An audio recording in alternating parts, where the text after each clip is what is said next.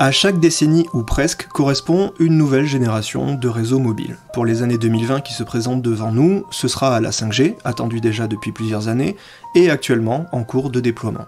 Pour les consommateurs publics des réseaux mobiles, c'est-à-dire nous avec nos smartphones, ce que l'on retient de la 5G, c'est avant tout plus de débit, et donc des utilisations plus rapides de l'internet mobile. Mais il serait trop réducteur de s'en tenir à cela, la 5G ne se contente pas d'améliorer les usages existants, elle est aussi là pour permettre d'assurer les usages du futur. Les voitures autonomes, ou plus simplement communicantes, les villes intelligentes grâce aux quantités massives d'objets connectés, ou encore les services de santé et de sécurité sont autant d'applications qui reposeront sur la 5G dans les années à venir. Voire peut-être même sur la génération qui suivra la 5G, car oui, déjà dans les laboratoires, on pense à ce qui viendra après. La 5G et au-delà, c'est le sujet de cette émission de l'Apostrophe, un podcast proposé par l'Institut Mines-Télécom et son média scientifique IMTech.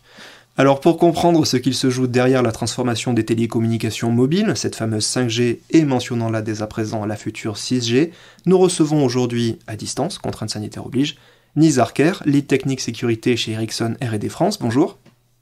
Bonjour. Et David Jesbert, responsable du département système de communication à Eurecom, bonjour. Bonjour à tous. Alors commençons déjà par parler de la genèse de la 5G pour bien comprendre ce qu'elle est censée accomplir, ce qu'on attend d'elle. Alors pourquoi est-ce qu'il a fallu déjà monter en gamme par rapport à la 4G? Quelles ont été les raisons et les motivations derrière la conception de la 5G? David Jesbert. Il faut repartir un petit peu sur l'historique des évolutions des systèmes mobiles. Donc si on se rappelle quelques années en arrière avec la 3G était le premier système à rendre possible les connexions data avec les réseaux mobiles, mais pas forcément avec des débits très élevés. Et avec la 4G, c'est la première fois qu'on a pu passer en débit élevé pour permettre des applications de type vidéo et musique pour tout à chacun sur les téléphones mobiles. Avec la 5G, ce qui se joue, c'est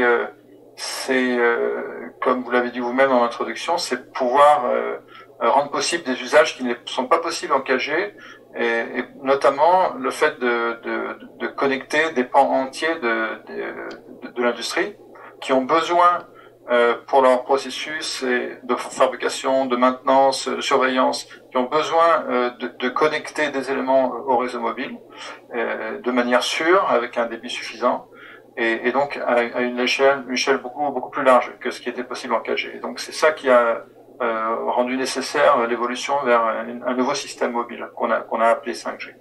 Donc est-ce qu'on peut dire que la 5G, elle est pas vraiment designée pour le consommateur individuel public? Elle est plutôt pour les entreprises?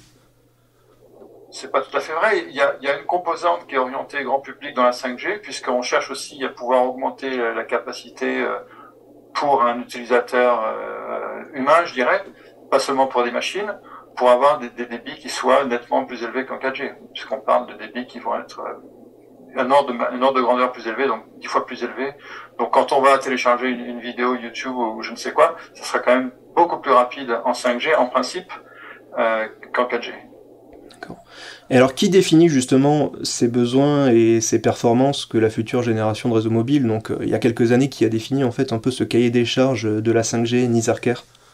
Comment est-ce que ça se fait? Quel processus se met en place? Alors oui, c'est vrai que dès la genèse de la 5G, il y a eu beaucoup de réflexions, beaucoup de groupes de travail, de projets, même de recherche au niveau planétaire, justement, pour réfléchir à ce que ça pourrait être la 5G. Et comme disait tout à fait David, le vrai apport de la 5G, c'est dans les usages. Donc il fallait définir c'est quoi les besoins en termes d'usage et qu'est-ce qu'on souhaite justement accomplir à travers cette 5G. Après, il faut remettre tout ça aussi dans le cadre, puisque c'est vrai que la technologie, elle est en constante évolution. Et donc du coup, à chaque fois qu'on va sortir une nouvelle génération de téléphonie mobile, on va déjà se projeter pour dire qu'est-ce qu'elle peut pas remplir, et par du coup en fait qu'est-ce qu'il faut rattraper dans la génération d'après. Tout ça en fait c'est étudié dans les instances de standardisation, et aujourd'hui il y a le 3GPP qui offre en fait cet univers-là en fait où les organisations régionales de standardisation vont se regrouper à travers les partenaires de ces organisations-là qui vont réfléchir à comment justement comment faire en sorte que ces cas d'usage puissent être concrétisés, qu'on puisse en fait définir les spécifications techniques qui portent ces cas d'usage-là. Donc notamment, par exemple, si on revient un peu sur les débuts de la 5G, donc, le premier release du 3GPP, c'était le release 15 en 2017. Alors les releases, il faut expliquer un petit peu ce que sont les releases. C'est des étapes, c'est ça, dans le développement de la technologie? Oui, tout à fait. Alors il faut savoir que le 3GPP, il fonctionne en fait, son rôle c'est de définir en fait des spécifications techniques et donc des corpus de spécifications techniques cohérentes. Donc à chaque fois qu'on accomplit un jalon, on a un corpus de documents techniques, de spécifications cohérentes, implémentables. Ça fait un release. Après, il y a des releases qui sont des améliorations des releases précédentes. Donc là, pour la 5G, le premier release c'était le 15, il y a eu le 16 et là on travaille sur le 17. D'accord. Après, il y a des releases qui viennent un peu en rupture ou qui apportent en fait des changements structurants par rapport aux releases d'avant. C'est là où on marque des jalons en fait par de nouvelles générations de téléphonie mobile. Donc à l'occurrence en fait pour la release 15 du 3GPP, c'était en réponse en fait à un document qui était établi par la ITU, donc en fait l'Agence internationale de télécom, qui à travers son document, le IMT 2020, spécifie un minimum d'exigences en termes de latence, de mobilité, de bande passante, de pic de trafic qu'un réseau de type 5G devrait pouvoir supporter. D'accord. Ce qu'on peut peut-être préciser aussi pour le public qui nous écoute, que comme disait Nizar, c'est important de comprendre que les termes de 3G, 4G, 5G sont essentiellement des termes marketing et que quelque part le travail de fond du design des systèmes mobiles, c'est un processus qui est en évolution tout à fait graduel et que même si la standardisation de la 5G effectivement a été marquée il y a déjà quelques années avec la release 15, c'est un processus qui continue d'évoluer. Chaque année il y a des ajouts nouveaux. Et puis effectivement, d'ici quelques temps, on va considérer qu'il va y avoir besoin d'une évolution un peu plus marquée, et on va peut-être décider à ce moment-là de changer de l'appeler 6G. Mais quelque part, c'est quand même un système fondamentalement qui évolue structurellement de manière graduelle et qui continue de s'améliorer d'année en année. D'accord. Et alors justement, alors je ne sais pas si c'est venu à peu près au moment du release 15, mais Nizar, vous parliez un peu du jalon qui a été marqué. Quelles ont été les grandes promesses qui ont été faites par la 5G, et je crois notamment qu'elles ont été segmentées en 3 parties, en 3 classes d'utilisation, c'est ça? Alors oui, c'est vrai que dans le release 15, ils ont déjà défini, je crois même 4 catégories en fait de cas d'usage. Donc le premier, c'est plutôt orienté pour le télécom grand public, avec le Enhanced Mobile Broadband, et l'objectif c'était plutôt d'améliorer les caractéristiques et propriétés des réseaux grand public à travers notamment une plus grande capacité des réseaux, la capacité aussi de couvrir des zones denses comme on peut avoir par exemple dans les événements sportifs où il y a en fait un grand nombre en fait de terminaux dans un espace restreint géographiquement. Donc ça c'était plutôt un premier axe de développement. Le deuxième, c'était plutôt orienté vers ce qu'on appelle le URLLC, donc plutôt le Ultra Reliable Low Latency Communications. Donc ça fait référence plutôt à tout besoin de communication sensible, où vraiment la fiabilité en fait des échanges est importante et la latence est aussi critique. Et ça offre plein de perspectives et des applications dans des secteurs industriels, comme par exemple pour le véhicule connecté, des échanges entre les véhicules, où la latence et la fiabilité des réseaux est très importante. Après, il y a aussi d'autres catégories, comme par exemple le Massive Machine Type Communication, et là ça fait référence à tous les cas d'usage autour du Massive IoT. C'est vrai que on s'attend à ce que les réseaux 5G ils vont connecter plus de devices que de terminaux mobiles. Et donc, du coup, en fait, il y aura une croissance dans le nombre, considérable dans le nombre d'équipements qui vont être connectés, qui vont communiquer à travers cette technologie-là. Donc, ça induit en fait des contraintes en termes en fait de nombre d'équipements et la variété d'équipements qui vont être connectés. Et enfin, il y avait aussi, je crois, le Fixed Wireless Access, la possibilité de se connecter au réseau mobile à travers d'autres technologies, comme par exemple le Wi-Fi. Et ça donne aussi en fait des possibilités d'offrir la connectivité dans des régions rurales où peut-être pas forcément un déploiement complet de la 5G radio, on peut utiliser en fait d'autres installations comme par exemple la fibre ou la connexion coaxiale. D'accord. Et alors justement, une fois qu'on a posé ces bases de ce qu'on veut, de ce qu'on veut atteindre avec les prochains standards de télécommunication, qu'est-ce qu'on met en place comme technologie, comme process pour y arriver? C'est-à-dire que est-ce que toutes les innovations qui ont été apportées, elles découlent de ces spécifications-là, ou est-ce que c'est plutôt un travail d'aller-retour qui fait que on a demandé ce niveau d'exigence parce qu'on savait déjà qu'on avait les technologies qui permettaient potentiellement de les atteindre? David? C'est un petit peu les deux à la fois. C'est-à-dire que avant de spécifier les attentes de la 5G, c'est vrai que dans les labos, les chercheurs bossaient sur des concepts pour permettre des améliorations, que ce soit au niveau réseau, au niveau des couches protocolaires et au niveau de l'accès physique au canal sans fil. Et quelque part, on s'attend à ce qu'on nous demande toujours plus de performance. Donc c'est un premier point.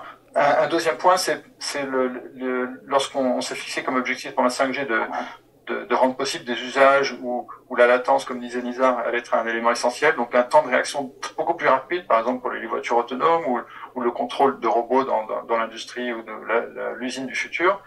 Là, il y a des aspects de design qui sont très spécifiques. On sait qu'il faut aller retravailler comment typiquement la trame de transmission est fabriquée, changer la numérologie pour faire en sorte que la latence ne dépasse pas la fameuse valeur de 1 milliseconde qu'on s'est donné comme objectif en 5G. Donc ça va un petit peu dans les deux sens.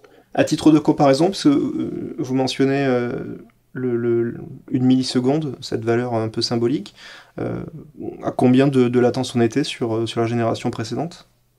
L'ordre de grandeur, c'est le facteur 10. D'accord. C'est-à-dire qu'en 4G, l'objectif était plutôt dans la dizaine de millisecondes. Donc on gagne un facteur 10. Et là, on va en reparler, mais la version qui est disponible actuellement de la 5G ne permet pas encore ce temps de réaction aussi rapide. Donc pour les premiers déploiements, les opérateurs se sont focalisés en premier sur les aspects performance en termes de débit, pouvoir utiliser les nouvelles bandes spectrales, mais l'aspect d'un système très fiable et à très basse latence, c'est quelque chose qui va être déployé dans le futur. D'accord. Alors, est-ce qu'on peut citer quelques grandes technologies clés, on va dire, de la 5G et ce qu'elles permettent de réaliser? Alors, David, vous venez de commencer en parlant de nouvelles bandes spectrales. Il y a ces fameuses ondes millimétriques, c'est ça qui sont utilisées à présent dans la 5G? Oui, il y a plusieurs idées, ça va un petit peu dans tous les sens. Alors, au niveau des bandes spectrales, déjà l'idée principale quand on veut améliorer les débits dans un système de communication, c'est tout simplement d'étaler sa transmission sur une bande plus large. Donc ce qui va se passer, c'est que alors qu'en 4G, on a des bandes spectrales qui sont spécifiées à 20 MHz et qu'on peut agréger jusqu'à, je crois, 100 MHz, en 5G, on va pouvoir avoir des bandes spectrales qui sont de base de 100 MHz et qu'on va également pouvoir agréger, donc on va pouvoir atteindre plusieurs centaines de MHz qu'on va pouvoir dédier à une communication donnée. Donc ça, déjà, ça permet d'augmenter de manière assez radicale le débit de communication. Et en plus de ça, comme vous l'avez dit, on va avoir aussi, on va essayer d'explorer des zones de fréquences qui n'ont pas été explorées jusqu'à présent, dans la 2G, 3G, 4G, et notamment les ondes millimétriques. Donc ce sont des ondes aux alentours de 30 GHz et au-delà. Et la raison pour laquelle on le fait, ce sont des bandes qui sont sous-exploitées, dans lesquelles il y a énormément de places disponibles, et pour lesquelles on peut justement arriver à dégager des bandes, des largeurs de bandes qui sont beaucoup plus importantes que celles dont on dispose pour les basses fréquences autour de 2 GHz, celles qui sont actuellement utilisées pour la 4G. D'accord. Nizar, je me tourne vers vous pour une autre innovation clé que peut-être vous pourriez nous expliquer, qui est la notion de network slicing. Alors, il faut nous expliquer un petit peu ce que c'est, parce que ça a l'air d'être quelque chose de relativement important dans le développement de la 5G. Oui, tout à fait. C'est vrai que David, il avait évoqué les améliorations côté voie radio, sauf que la 5G, elle va au-delà de ça. Il y a aussi en fait des évolutions côté infrastructure des télécoms. Vous avez bien mentionné le slicing. En fait, c'est possible grâce à la virtualisation des fonctions réseau. Le fait de pouvoir passer en fait d'un modèle d'équipement propriétaire sur des appliances physiques vers en fait des fonctions réseau virtualisées qu'on peut déployer sur des infrastructures mutualisées. Ça peut être même en fait dans un environnement cloud. Typiquement chez Ericsson, il y a la solution Cloud RAN qui permet d'avoir beaucoup plus de souplesse dans la création des réseaux et une capacité à supporter une plus grande variété de cas d'usage et qui mène en partie vers cette notion-là de slicing. Alors le slicing, c'est le fait de pouvoir créer des tranches de réseau qui soient adaptées à des cas d'usage bien spécifiques. Donc on n'est plus dans un modèle où il y a un réseau passe-partout. Donc en fait un réseau opérateur où tous les cas d'usage vont être acheminés à travers les mêmes équipements, qui vont avoir les mêmes contraintes de qualité de service et de performance. On est plutôt sur un modèle où on peut créer à la volée des tranches de réseau avec des métriques en fait de qualité de service, de performance, de débit, de proximité, et donc en fait qui vont aussi entre autres permettre de optimiser les caractéristiques du réseau en fonction de la qualité de service attendue, tout en mutualisant les capacités de calcul de stockage.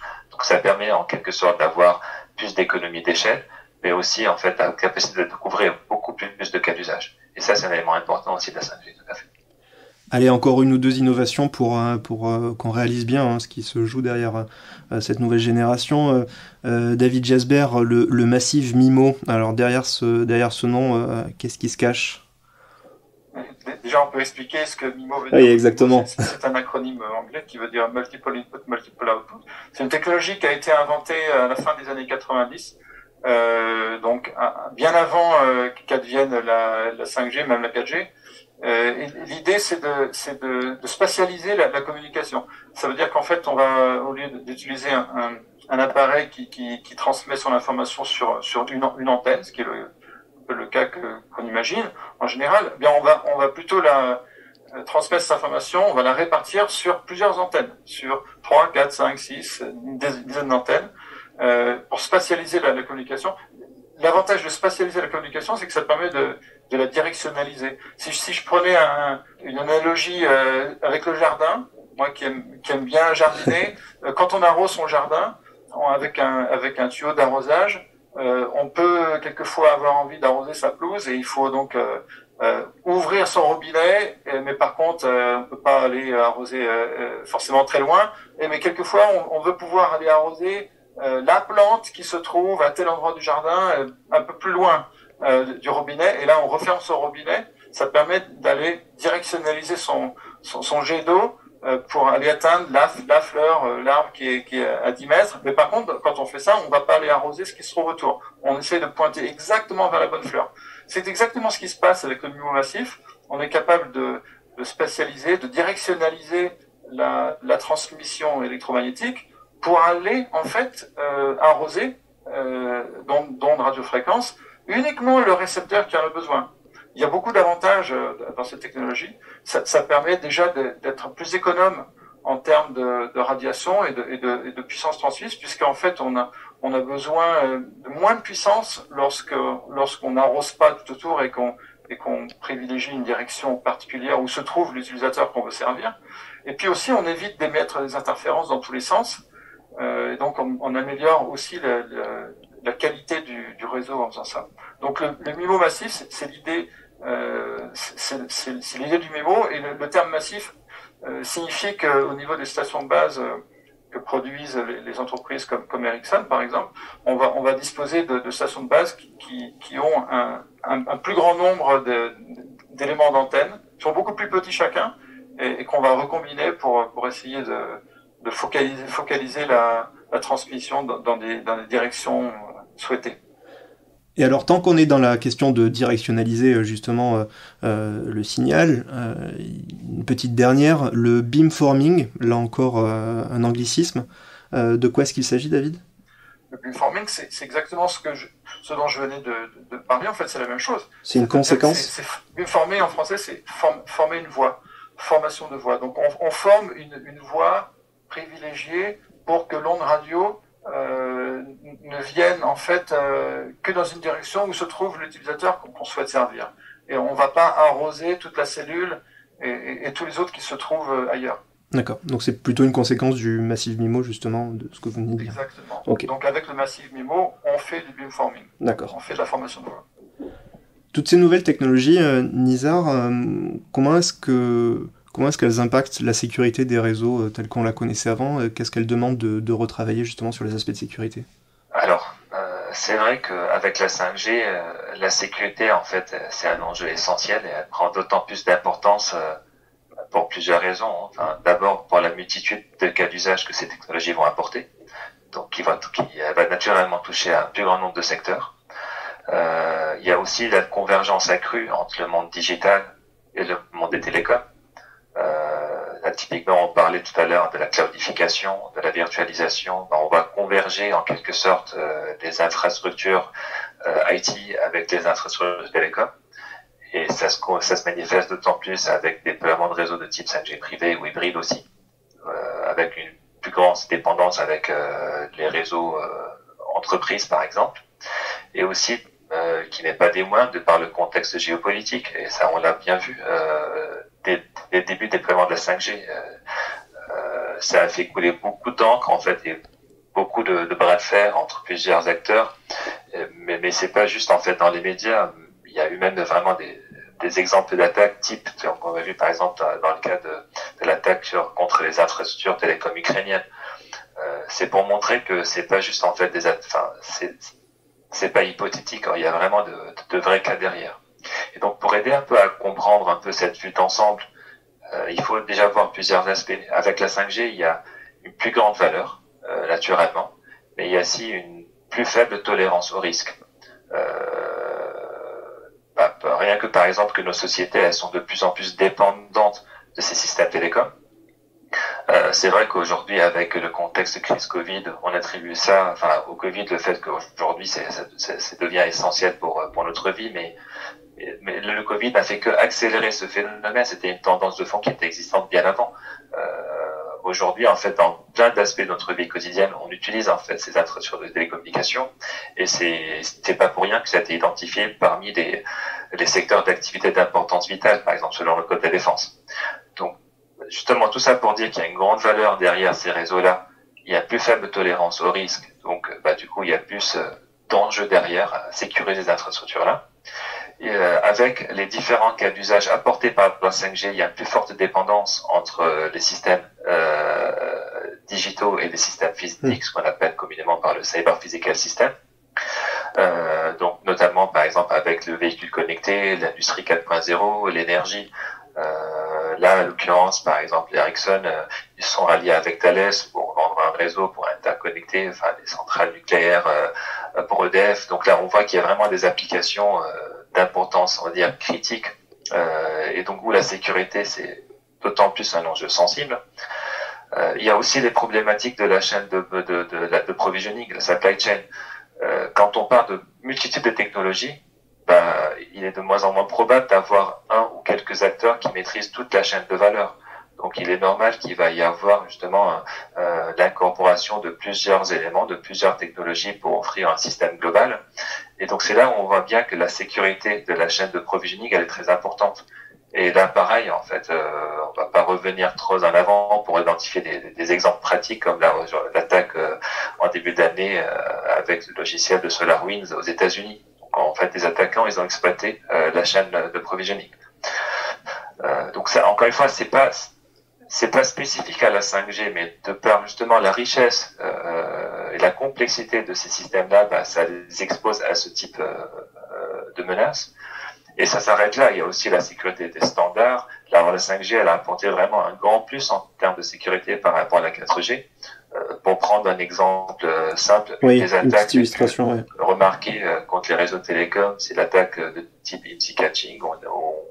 On essaye en fait à travers l'interface radio de récupérer en fait un identifiant unique pour les utilisateurs qui permet quelque part de les traquer. Donc la 5G, par exemple, elle a apporté une solution pour ce type d'attaque. Mais après, on se rend compte que le problème, c'est pas que dans les standards, c'est dans leur implémentation dans les produits. C'est là où on trouve en fait de nouvelles failles de sécurité.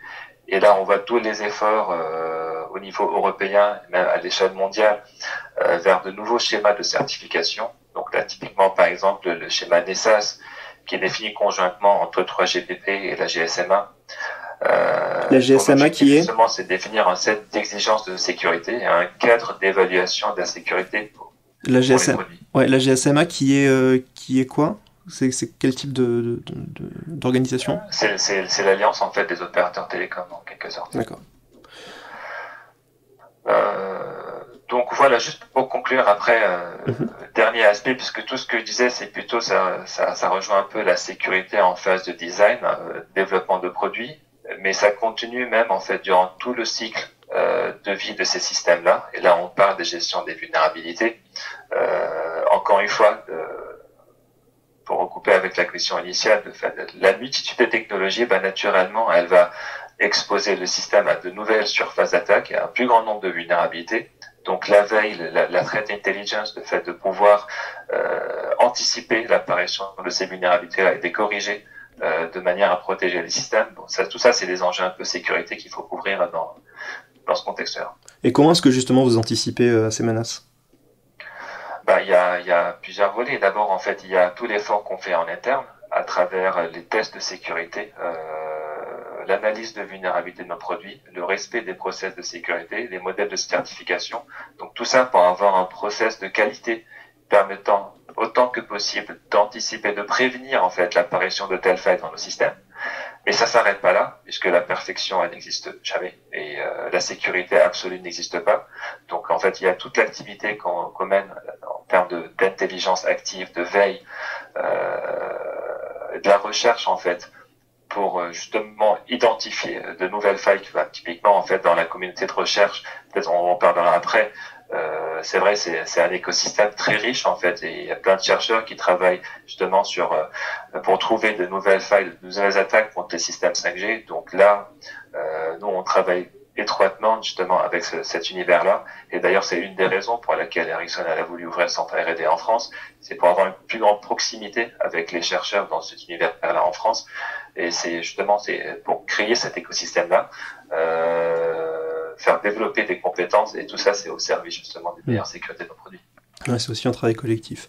Alors, est-ce que, à la lumière de ce que l'on vient de dire sur la 5G, est-ce qu'on peut considérer que la 5G, elle est terminée? Alors, on parlait des releases, le prochain, donc c'est le 18, c'est ça, qui est prévu pour 2022, si je me trompe pas. Plutôt le 17. Le 17 pour 2022. Après, qu'est-ce que ça veut dire? Ça veut dire qu'à partir de 2022, on commencera à réfléchir sur une potentielle 6G, ou comment ça se passe? Est-ce que la 5G, on considère que maintenant, en termes de technologie, tout a été fait? David? Comme je disais au départ, le travail dans les laboratoires, c'est un travail qui est continu, qui est graduel. Et je dirais qu'en tant que chercheur, je ne me préoccupe pas vraiment de savoir si les concepts sur lesquels je travaille vont être intégrés à ce qui va s'appeler par les gens du marketing de la 5G ou de la 6G. On se travaille sur des concepts dont on pense qu'ils peuvent être utiles pour améliorer la performance, l'efficacité énergétique, l'empreinte énergétique, l'acceptabilité aussi par le public, peut-être qu'on y reviendra. Et il est difficile de savoir à quel moment ça pourrait être intégré dans le standard. Il faut savoir que les discussions dans le standard font intervenir énormément de partenaires industriels, institutionnels. Et là, j'ai assez peu de contrôle sur ce qui peut se passer à ce niveau-là. Mais ce qui est clair, c'est que le travail sur la 5G ne s'arrête pas. Donc, on continue à travailler sur des évolutions,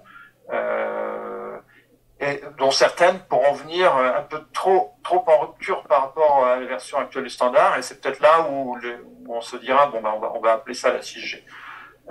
Mais par exemple, dans le cas de la 5G, une des promesses qui a été réalisée, c'est effectivement un des usages promis, c'est le mode ultra reliable low latency communication, qui à ce jour n'est pas vraiment déployé. Donc ça, je pense que les industriels vont attendre avec impatience le déploiement effectif d'un mode avec un temps de réaction très faible sur la 5G. Donc ça, c'est ce qui va intervenir prochainement. Et il y a d'autres aspects sur lesquels on travaille qui, eux, vont être peut-être pris en compte, intégrés dans le standard beaucoup plus tard, dans les 10 ans à venir. Et c'est là où on parle de la 6G. C'est dans un horizon entre 7 et 10 ans. Disons. D'accord. Nizarker, côté industriel, est-ce qu'on est dans la même perception des choses? Est-ce que au final c'est un travail continu aussi, et puis on verra bien comment elle s'appellera? Alors oui, tout à fait. Le travail, c'est comme disait bien David, en fait, c'est des améliorations continues. N'empêche que déjà, on se pose la question, on essaie de réfléchir à quoi pourrait ressembler la 6G. C'est vrai, en fait, ça reste aujourd'hui un peu flou, puisque le contour justement de ce qu'on veut accomplir avec cette 6G, on ne sait pas trop. Par contre, les travaux de recherche en industrie, ça commence. Par exemple, on a vu récemment que au niveau européen, le comité européen, il a lancé un nouveau projet de Hexa-X en collaboration entre Nokia et Ericsson, justement pour réfléchir à ce que ça pourrait être la 6G. Donc on y réfléchit. Il y a certainement en fait plein de sujets qui vont certainement être posés sur la table, notamment une plus grande fiabilité de ces systèmes-là, un meilleur respect de la confidentialité, de la vie privée des usagers, peut-être l'empreinte carbone. Donc il y a des sujets maintenant qui commencent un petit peu à être évoqués, mais tout ça c'est encore prématuré. Bon, ça va prendre du temps un peu pour maturer, pour voir aussi en fait en termes de technologie, est-ce qu'il y a vraiment de vraies ruptures technologiques qui vont permettre justement d'avoir ces améliorations-là. Mais donc ça commence dès maintenant. D'accord. Alors avant de parler justement on va dire du futur plutôt lointain de 7 à 10 ans, parlons du futur proche. David Jesbert, vous mentionnez donc ce mode URLLC qu'on va traduire en communication faible latence très robuste. Je ne sais pas si c'est la bonne traduction, mais c'est tout à fait correct. Ça fera l'affaire. Justement, sur par exemple cette promesse qui a été faite de ce mode-là, actuellement on n'y est pas. L'idée c'est d'y arriver. Concrètement, qu'est-ce qui se passe? Comment est-ce qu'on travaille justement à y arriver? Qu'est-ce qui manque? Est-ce qu'il manque des technologies? Est-ce qu'il manque juste des standards? Le standard il est déjà prêt. Ce qui manque, c'est le déploiement d'équipements qui suivent le standard. Là, je pense que c'est bien de demander à Nizar, en tant qu'industriel, ils ont vraiment la vision sur ce qui est déployable à court terme et ce qui va prendre un peu plus de temps. Donc là, je me retourne vers Nizar s'il veut peut-être répondre à la question. Alors, sans forcément se projeter trop en avant, c'est vrai que les premiers déploiements de la 5G, en tout cas ce qu'on voit en France, c'est plutôt ce qu'on appelle un peu le 5G non-standalone, donc savoir en fait faire cohabiter des antennes 5G avec des antennes 4G. Et ça, l'avantage c'est principalement de profiter d'un plus grand débit pour les données usagées à travers ces systèmes-là. Donc, mais ça c'est le début. Donc c'est vrai que là on n'exploite pas encore tout le potentiel de la 5G. Puisque dans ce mode-là, on utilise toujours en fait les équipements cœur de réseau 4G et on diversifie l'accès à travers des antennes 5G à côté de l'antenne 4G. À terme, en fait, l'objectif, c'est graduellement remplacer les antennes 4G par de la 5G et aussi remplacer côté réseau cœur, passer à un full 5G cœur. Donc là, peut-être on commencera à avoir exploiter mieux les potentiels de la 5G justement pour couvrir en fait de nouveaux cas d'usage, notamment on parlait du slicing et autres. D'accord. Alors au programme donc du release 17, quand on y jette un coup d'œil, on voit aussi un acronyme, David, peut-être que vous pourriez nous l'expliquer, qui est V2X ou V2X, qui est une des applications a priori sur laquelle la 5G devrait se pencher. Est-ce que vous pouvez nous expliquer un petit peu de quoi il s'agit? L'idée, c'est d'améliorer les systèmes de transport, notamment avec les voitures, en essayant de faire profiter aux voitures des données qui remontent dans le réseau, qui font état du trafic, des congestions à tel ou tel endroit, la présence d'éventuellement d'accidents ou de zones de danger, pour ensuite les faire prendre en compte dans les systèmes de routage dans les voitures. Donc quand actuellement vous programmez une destination dans votre GPS dans votre voiture, il y a certaines données qui sont prises en compte, mais ça manque encore de détails. C'est-à-dire que votre voiture ne sait pas forcément ce qui se passe à 200, 300 mètres plus loin. Si un accident vient de se produire, le système n'est pas actuellement capable de faire remonter l'information de manière précise et suffisamment rapide. Donc, l'idée avec le V2X et dans le contexte de la 5G, c'est de faire une remontée très rapide des informations et de les diffuser largement pour ensuite aider à la fluidification du trafic et aussi améliorer les aspects de sécurité. Ça, c'est un peu l'idée de base. Et alors, quelles sont les contraintes en termes de communication, justement, pour réaliser des communications de véhicule à véhicule ou de véhicule à infrastructure performante que les réseaux actuels ne sont pas capables de réaliser? C'est justement sur la robustesse et la rapidité des communications que ça se joue? Là, je donne la parole à Nizar, parce que c'est vraiment l'expert du domaine. Donc, d'accord. Je pense qu'il faudrait poser la question à Nizar. Nizar, allez-y. Alors, je ne sais pas si on parle du domaine sécurité ou du domaine automobile. En tout cas, peut-être pour remettre tout ça dans le contexte, tout dépend aussi en fait des applications derrière le V2X. Le V2X, il y a plusieurs phases. Il y a la phase 1 en fait, donc c'est le V2X informatif, où l'objectif c'est juste d'informer le conducteur d'aléas de la route. Donc, par exemple, on peut l'informer que dans 100 mètres, il y a le feu vert, mais il va passer au rouge avant que vous n'arrivez au feu. Donc, pas la peine d'accélérer, plutôt ralentissez. Ça peut être aussi, par exemple, qu'il y a un véhicule derrière le camion en face. Donc, peut-être, c'est ce genre d'information d'aide à la décision, mais finalement le conducteur c'est toujours maître de son véhicule et c'est lui qui décide, puisque c'est lui qui a la meilleure connaissance en fait de l'environnement où le véhicule circule. Après il y a la phase 2 du V2X, ou plutôt c'est le V2X proactif, et derrière en fait il peut y avoir en fait des commandes, par exemple freinage automatique, puisque pour éviter un accident. Et là, les enjeux deviennent beaucoup plus importants, puisque du coup, en fait, dans un V2X proactif, on peut tout à fait imaginer qu'il peut y avoir un attaquant qui prend le contrôle sur le système et qui peut provoquer un accident. Le conducteur n'est plus en position de contrôle. Donc voilà, il faut peut-être un peu remettre ça par rapport au cas d'usage du V2X. Après même, en fait, en termes de V2X, il y a deux modes de V2X. Il y a ce qu'on appelle le V2I, en fait, le véhicule to infrastructure, où là, l'idée, c'est que le véhicule, il échange d'informations avec les équipements de la route. Donc, le panneau de signalisation, ça peut être juste, en fait, des informations sur, par exemple, pour optimiser la circulation, peut-être prendre un itinéraire B plutôt qu'un itinéraire A. Donc là, vous voyez, on n'est pas vraiment sur des enjeux critiques en termes de latence, de fiabilité. On peut aussi avoir des cas d'usage plus orientés V2V, où là, les véhicules vont être amenés à échanger entre eux, en complément à ce que les capteurs déjà embarqués dans les véhicules peuvent apporter. Il faut savoir qu'aujourd'hui, dans les véhicules, il y a plein de capteurs qui permettent d'avoir une visibilité, en fait, allant de quelques centimètres à quelques mètres. Au-delà de ça, en fait, il faut plutôt un système d'échange, en fait, de messages entre les véhicules, au-delà de la portée des capteurs. Et c'est là où le V2V, ça devient intéressant. Donc après, selon les applications de ça, tant que c'est dans l'univers informatif, on est plutôt, sur, la fiabilité, ça reste importante, mais peut-être moins critique. Plus on tend vers quelque chose de proactif, là, on voit bien que les enjeux sont pas du tout les mêmes. Et donc là, peut-être, en fait, les garanties de sécurité deviennent beaucoup plus importantes. Est-ce qu'on est sur la même problématique que pour des flottes de robots à l'intérieur d'une industrie ou sur une chaîne de production, par exemple? Alors, difficile de généraliser. Ça dépend aussi des cas.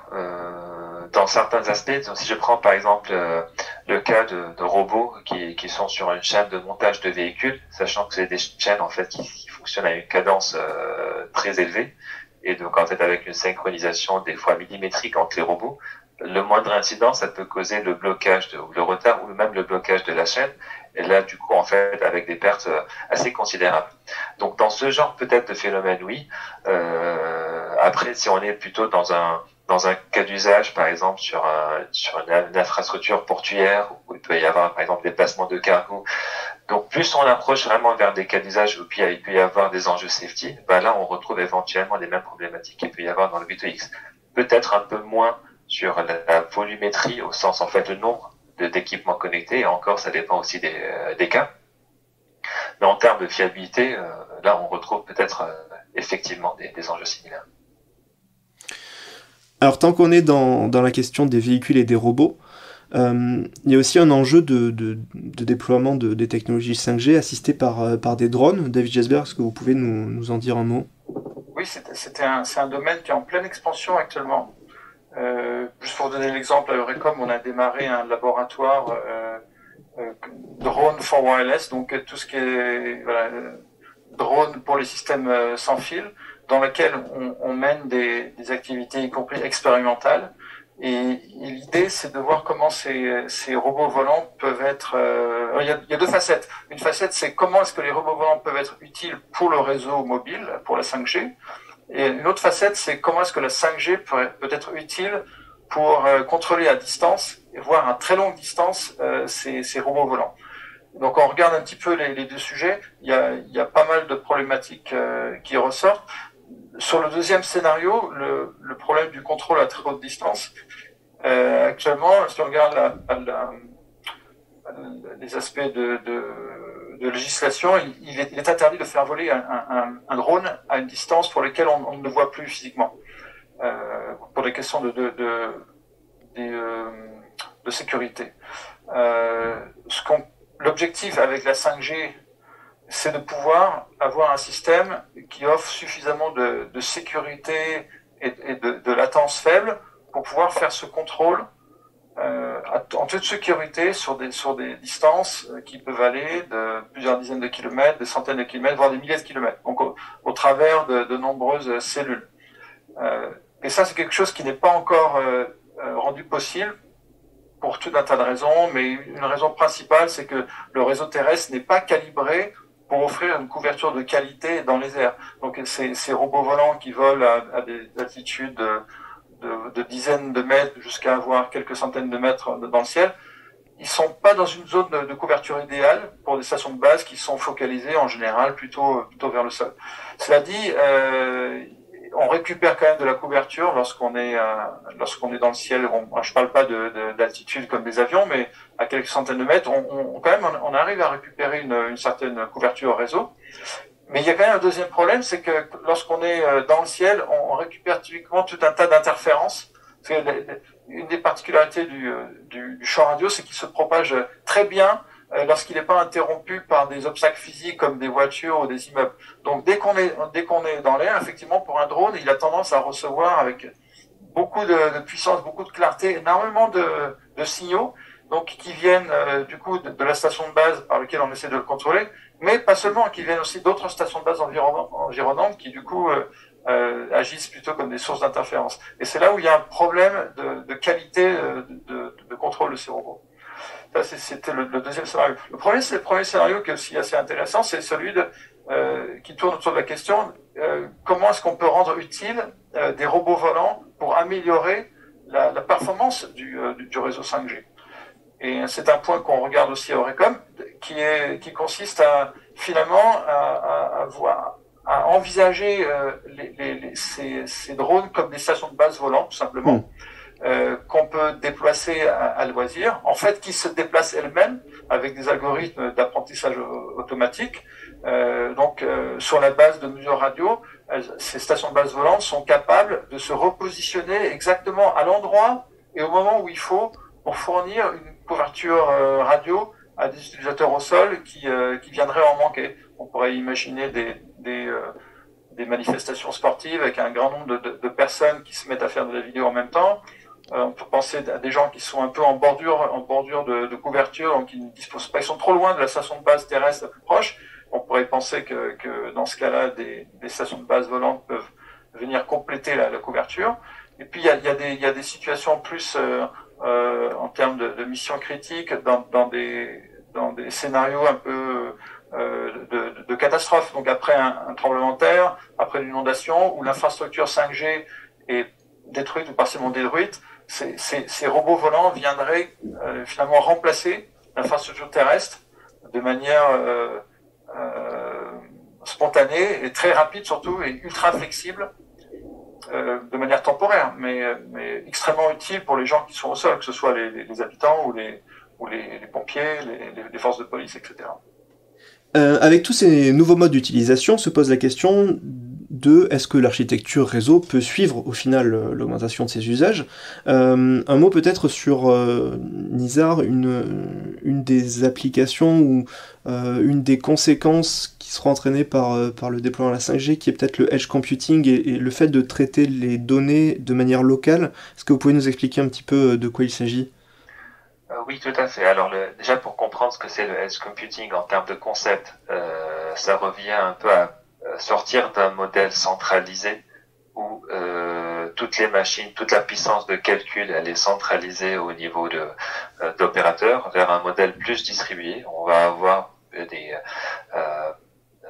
la possibilité d'héberger des fonctions de réseau, des fonctions de calcul, au plus proche en fait de l'utilisateur qui consomme ces ressources-là. Ça permet déjà de désengorger un petit peu le réseau, plus la peine de tout recentraliser chez l'opérateur. Mais deuxièmement aussi, ça permet de gagner beaucoup plus en termes de qualité de service, puisque ça va naturellement entraîner moins de latence.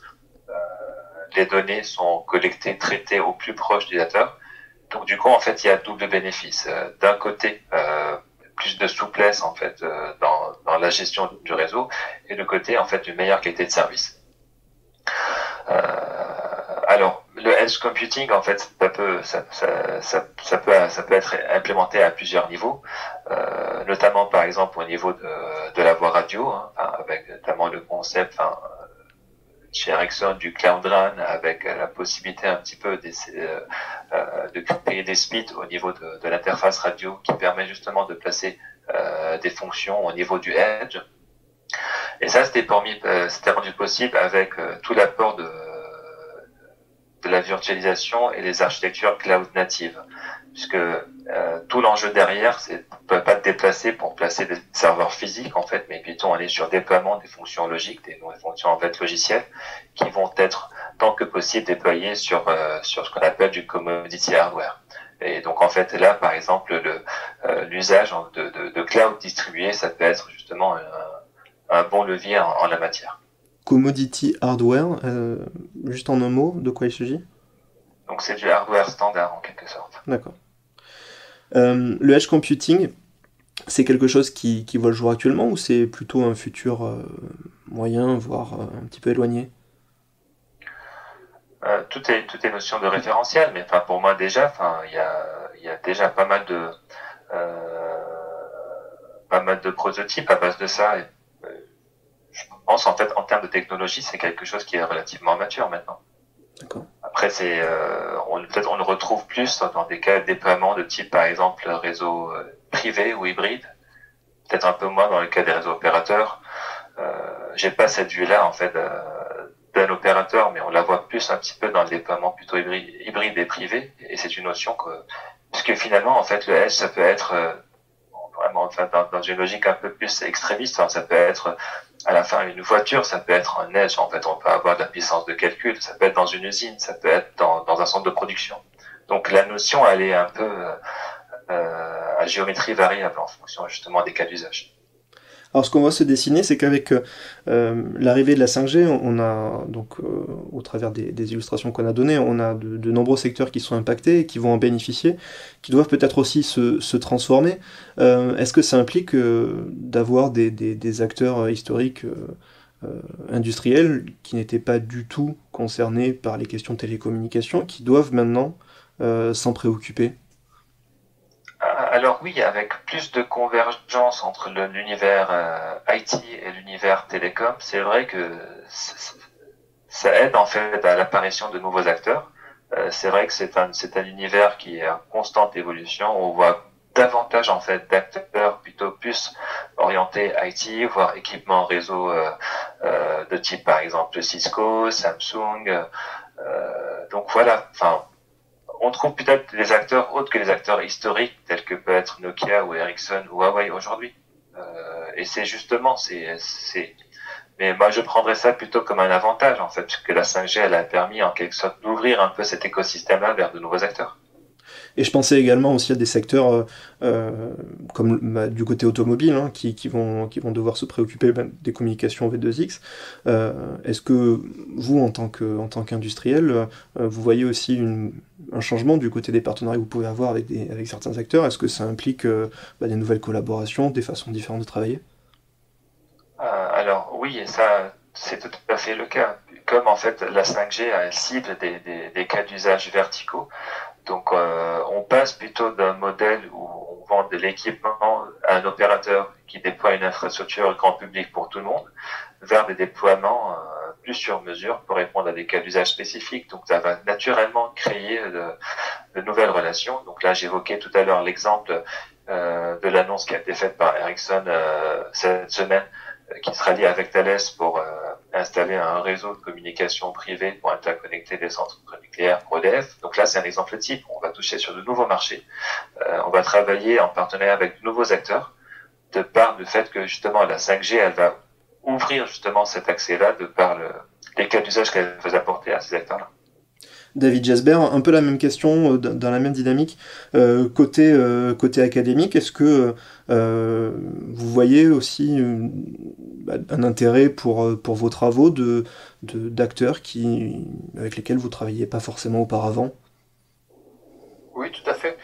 Déjà, pour rebondir sur ce que disait Nizar, dans la collaboration typiquement avec un équipementier assez spécialisé comme Thales, on regarde dans le projet Beyond 5G, dans lequel sont partie prenante donc du coup Eurocom, Ericsson, mais aussi IMT et Thales.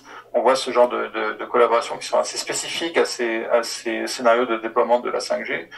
Et puis d'autres exemples, typiquement, je regarde Eurocom, quelque chose qui s'est beaucoup développé les dernières années à l'aune de la 5G, ce sont les collaborations sur les constructeurs de voitures, comme Renault par exemple, BMW, avec qui on travaille beaucoup, et puis en général avec tous les gens qui sont intéressés par le milieu je dirais le domaine des transports intelligents. Donc on a une grosse activité qui est en croissance sur ce sujet. Voilà. Et puis aussi typiquement avec des interactions avec la SNCF, donc des acteurs du transport collectif. Et aussi un autre exemple avec des acteurs plus institutionnels comme des villes. Donc on a plusieurs villes, je cite la ville de Nice, Monaco, avec qui on travaille qui viennent nous voir pour comprendre comment rendre leur ville un peu plus intelligente. Donc se reposer sur la 5G et notamment les aspects de l'Internet des objets, par lesquels certains réseaux de capteurs vont être déployés pour rendre plus efficaces certains process, certains aspects de la surveillance, les aspects de fluidification du trafic routier, etc. Donc les villes, typiquement, ce sont des acteurs avec qui on n'avait pas l'habitude de travailler, et maintenant c'est beaucoup plus le cas. Et alors comment justement est-ce que vous travaillez avec ces acteurs-là? Est-ce que vous êtes là pour expérimenter des solutions? Est-ce que vous disposez de vos propres plateformes d'expérimentation? Oui, tout à fait. Ce sont des institutions qui ne sont pas forcément très intéressées par les aspects recherche à très long terme, mais qui voudraient comprendre comment la 5G peut être exploitée à leur niveau à court et moyen terme pour améliorer l'organisation sur leur propre territoire. Donc là, il faut vraiment mettre en œuvre des aspects expérimentaux. Et typiquement, ce qu'on a fait, c'est qu'on a ouvert un site d'expérimentation 5G qui s'appelle Open 5G Lab à Eurecom, dont l'architecture logicielle est basée vraiment sur l'open source. Ça, c'est un aspect très important. Et qui est aussi ouvert dans le sens qu'on est ouvert à des partenariats avec des acteurs industriels de l'Internet des objets, mais aussi des villes qui viennent sur le site pour profiter de l'infrastructure. On a nos antennes 5G et on a notre propre licence fréquentielle pour expérimenter, et ça permet d'avoir des résultats un peu plus tangibles. Nizar, également dans la même veine, hein, comment est-ce que vous travaillez avec des acteurs, soit des partenaires privés, ou soit des acteurs publics, institutionnels, académiques, parce qu'on est vraiment là dans la fabrique de ce qui est une génération de télécommunications mobiles. Qu'est-ce que vous allez chercher comme expertise? Ericsson est un acteur historique des télécommunications. On pourrait se dire, et c'est une question qui revient dans d'autres dimensions de l'industrie du futur, hein, pas que la 5G, mais là appliquée à la 5G, on pourrait se dire que vous avez quand même un certain set d'expertise. Qu'est-ce que vous allez chercher ailleurs, et comment est-ce que vous travaillez justement avec ces partenaires éventuellement publics et privés? Oui, tout à fait. Alors c'est vrai qu'il y a beaucoup d'expertise au sein d'Ericsson. En même temps, on ne peut pas s'asseoir sur nos acquis. Sinon, en fait, ce qu'on cherche à travers nos collaborations, notre ouverture vers l'écosystème, et notamment en France avec le centre R&D d'Ericsson, c'est justement de travailler de plus près avec les vraies expertises qu'on peut retrouver en France sur plusieurs axes en fait du monde des télécoms. C'est plus en fait enrichissant pour nous et qu'en fait nous on peut apporter notre vue plutôt industrielle et on peut collaborer, profiter du savoir-faire académique en France. Donc ça c'est déjà un premier point. Le deuxième point aussi pour nous c'est plutôt de contribuer à la création d'un écosystème en fait et d'innovation autour de la 5G en France qui sera propice en fait pour tout le monde en tout cas. Ça permettrait de faire foisonner de nouvelles idées, de nouveaux concepts, éventuellement la création de nouveaux startups avec qui on peut travailler pour accélérer le déploiement de la 5G au niveau du territoire français. Après, il y a aussi le levier formation. C'est vrai, ça on le voit particulièrement maintenant, comme un débutant en phase d'expansion. C'est vrai qu'en France, il y a beaucoup de compétences, mais quand on les recherche, quand on veut vraiment embaucher des gens, c'est pas facile de trouver de bonnes compétences sur le marché. Et donc, il y a vraiment un vrai besoin de développer l'offre de formation autour de la 5G et tous les enjeux technologiques qu'il y a autour. Et ça, on le retrouve justement en se rapprochant des acteurs du monde académique en France. Donc voilà, c'est plutôt vraiment pour favoriser un peu l'innovation, accélérer le déploiement et créer un écosystème et un set de formation pour faire monter en compétences et former des ingénieurs de demain.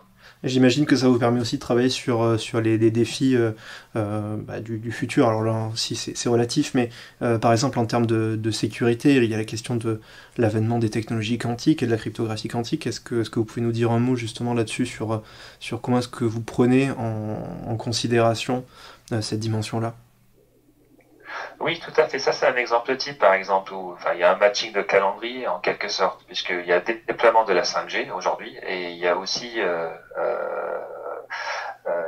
le monde de la recherche, il s'active justement pour développer des variantes cryptographiques à résilience post-quantique.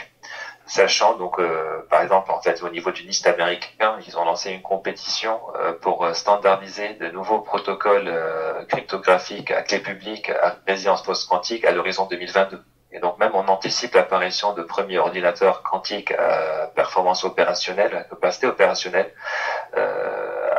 à un moment où il y a déjà en fait des infrastructures 5G qui sont déployées. Donc on se pose la question en quelque sorte, c'est quoi l'impact en fait de ces ordinateurs quantiques sur la sécurité en fait de ces infrastructures-là. Parce que si on voit un peu plus dans le détail, c'est vrai que les algorithmes à clé publique comme le RSA, le ECC, sans rentrer dans le détail technique, voire même les algorithmes à clé secrète, quand la taille de la clé n'est pas suffisamment longue, comme par exemple pour la ES 128 bits, ils sont naturellement moins efficaces face aux ordinateurs quantiques.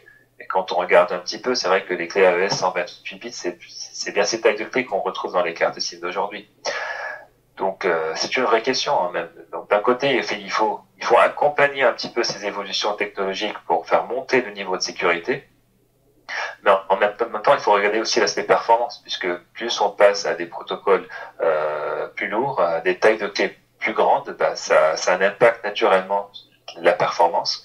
Donc il y a un vrai enjeu derrière. Comment est-ce qu'on peut concilier la sécurité avec les performances des systèmes en fait qui vont porter cette sécurité là. Et donc ça c'est un exemple type en fait d'axe de travail sur laquelle on peut travailler.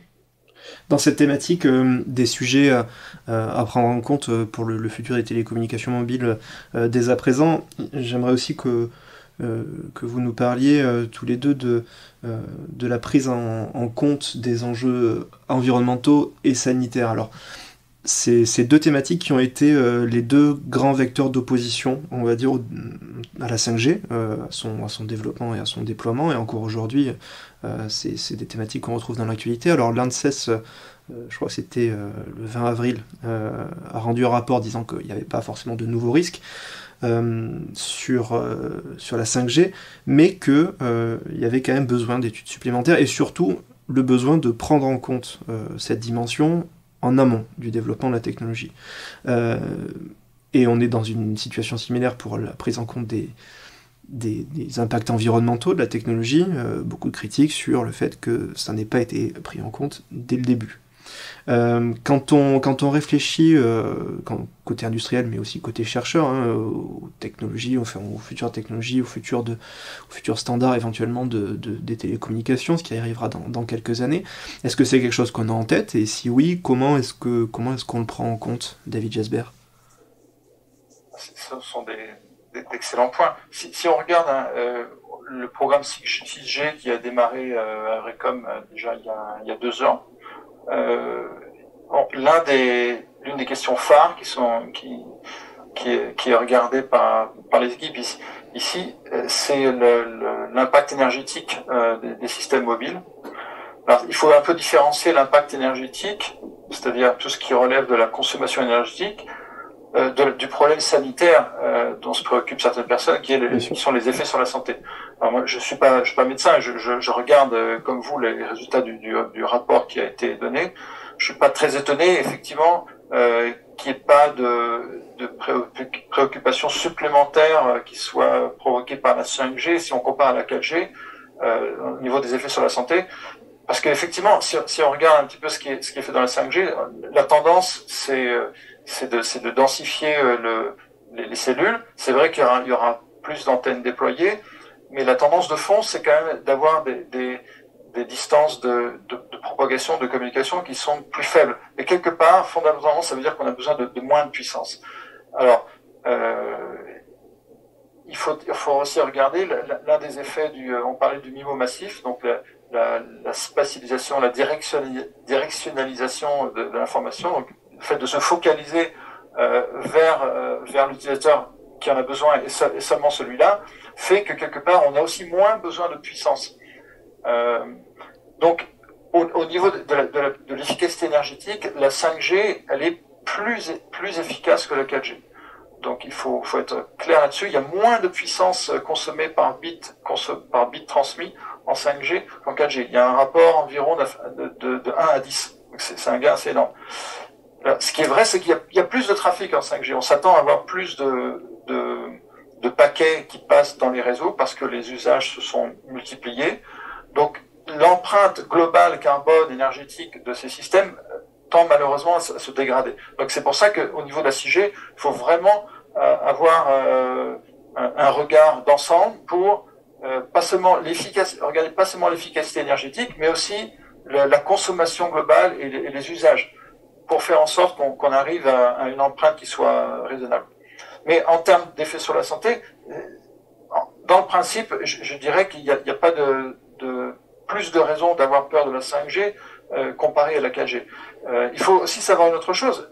Je pense que ça a été dit pas mal de fois, mais les gens ont tendance à l'oublier, c'est que l'élément le plus dangereux, le plus émetteur pour un utilisateur humain, c'est quand même le téléphone. C'est lui. C'est-à-dire, c'est celui qui a la distance la plus faible de notre corps. C'est pas la station de base qui est déployée par l'opérateur. Et donc, il faut en général faire attention. Et moi, personnellement, en tant qu'utilisateur, j'évite d'avoir le téléphone porté à la tête quand je peux l'éviter. Donc, j'utilise un système sans fil, enfin filaire, je sais pas comment on appelle ça d'ailleurs, des écouteurs qui permettent de ne pas avoir forcément le téléphone à l'oreille toute la journée. Au niveau des puissances consommées par ce type d'appareil, elle a tendance à être réduite. Donc entre la 4G et la 5G, il y a moins de puissance rayonnée. Donc c'est plutôt rassurant de ce côté-là. Donc pour revenir par contre à l'empreinte carbone, qui est pour moi là c'est un objectif vraiment très important. Ce qu'on regarde dans nos équipes, c'est typiquement comment par exemple peuvent être utilisées des méthodes issues de l'apprentissage automatique pour améliorer la manière avec laquelle les ressources du réseau sont utilisées. Donc pour éviter d'avoir une utilisation inefficace des ressources, mais vraiment transmettre là où il faut au bon moment pour avoir la qualité de service demandée, mais pas plus. Et avec ce principe, on est capable de réduire fortement l'empreinte énergétique de la communication sans fil. Nizar, est-ce que vous voulez rajouter un mot justement sur cette considération environnementale côté industriel ? Non, je crois que David déjà il a donné un bon panorama en fait des enjeux qu'on peut avoir. Si ce n'est juste d'appuyer le fait que c'est vrai que déjà pour la 5G, je pense qu'il y a pas mal d'efforts de pédagogie à faire, puisque in fine, quand on regarde un petit peu, c'est vrai que la consommation d'énergie par bit transmis, finalement, elle est plus faible que pour la 4G, donc il y a un gain ici, et que ce qu'on perd, c'est principalement à travers le plus grand volume de données qui soit achiné à travers ces réseaux-là. Après, pour la 6G, c'est vrai que ça, c'est quelque chose en fait qui est pris mais dès la genèse en fait de la 6G, c'est dès les premières réflexions. Et c'est pour ça que je disais en fait au début de la conversation que des enjeux un peu comme la fiabilité, comme la sécurité, comme l'empreinte carbone en fait de ces systèmes-là, et c'est des sujets qui vont être abordés, je pense, dès les premiers travaux vraiment sur la 6G. Alors dernière question, on arrive à la fin. Sur la question de la temporalité, alors on a dit que c'était un travail de récurrent, on va dire de longue haleine, justement ces générations, que c'était aussi du marketing. Si on avait une pièce à mettre sur le moment où on parlera de 6G dans les standards, quand est-ce que vous placeriez ça dans les années 2020 ? Plutôt la fin, David ? Ce qu'on a l'habitude de dire, c'est que il y a une nouvelle génération qui se dessine environ tous les 10 ans. Donc, il n'y a pas de raison de penser que pour la 6G, ce sera très différent. Donc, s'il faut marquer d'une pierre différente et appelons la 6G une nouvelle version du système sans fil, ça sera plutôt à l'horizon 2030. Très bien, merci. C'est pas pour tout de suite en tout cas. Merci d'avoir répondu à ces questions. Nul doute que le développement de cette 6G sera suivi de près dans les années à venir, c'est sûr, et j'espère qu'on aura l'occasion d'en reparler. Merci Nizar et David d'avoir été avec nous aujourd'hui. Merci également au Carnot Télécom et Société Numérique pour le soutien apporté à l'enregistrement du podcast. Et merci à nos auditeurs de nous avoir écoutés. On se retrouve bientôt pour un nouvel épisode.